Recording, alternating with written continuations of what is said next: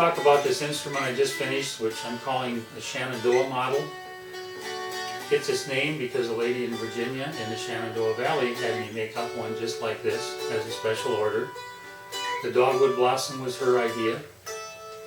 The other things I had done, but we'll keep doing them because I like the way this looks and the way it sounds.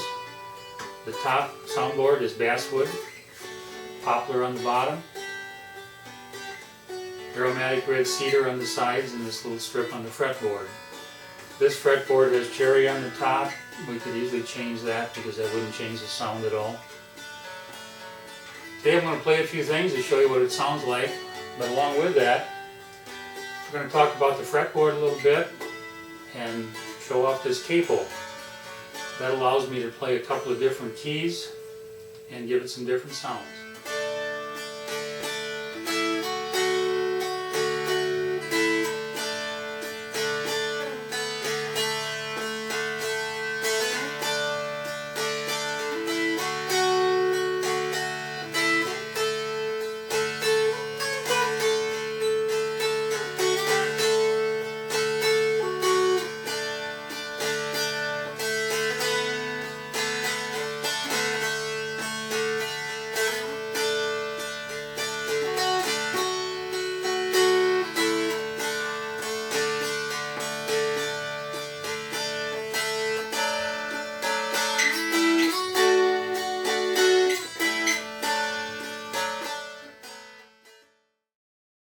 This picture of the dulcimer shows fret numbers and the notes at each fret. I'm tuned to key of D, so the bass string is tuned to D. I have the other three strings tuned to A.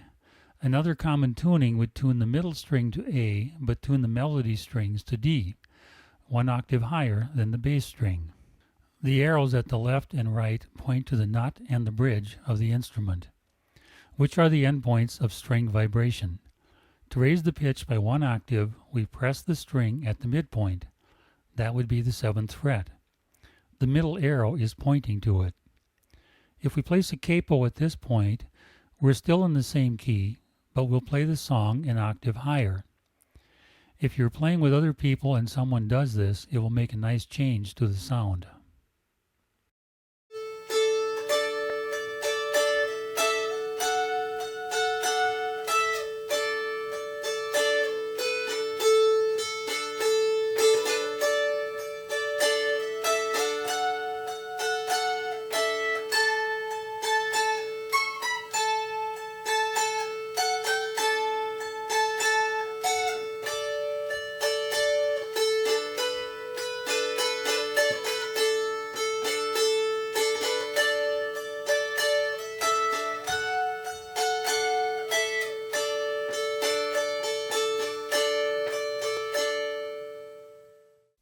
If we set the capo at the 3rd fret, we can play in key of G.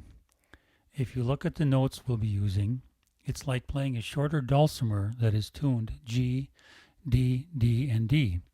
The scale for the key of D uses 2 sharps, F sharp and C sharp. The key of G only uses the F sharp. Look at the 9th fret. It's a C sharp, which we would use for playing in key of D. Now we'll use the 8.5, which will play a C natural for the key of G. An octave higher is the 16th fret, which is a C sharp, and we don't have a 15.5 fret. So you're missing that note, but you're not likely to need it. If you tune your instrument as D, A, D, D, the capo may work better because you find the C notes on the 6 and 6.5 frets, as you can see here on the bass string. Most dulcimers will have the 6.5 fret, but not the 8.5. I like to add the 8.5 because I prefer to play with the D, A, A tuning. I find it easier to play chords, and I don't have to play melody notes on the middle string. I also play a baritone dulcimer tuned to key of G. Using a capo on this one puts me in that key, but an octave higher.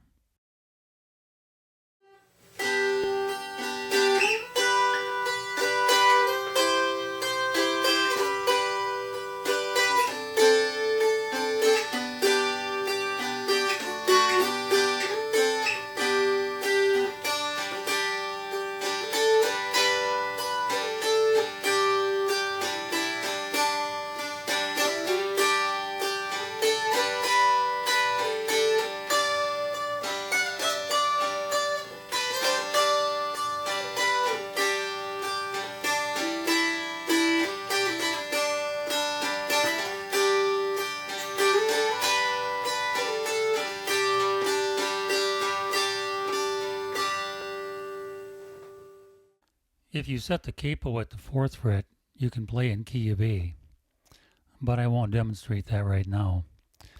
I want to go back to the 1st fret. Notice that our open strings would be tuned as E for the bass and B for the other strings. This will play the key of E minor. E minor shares a scale with the key of G, so you'll play the F sharp but use the C natural.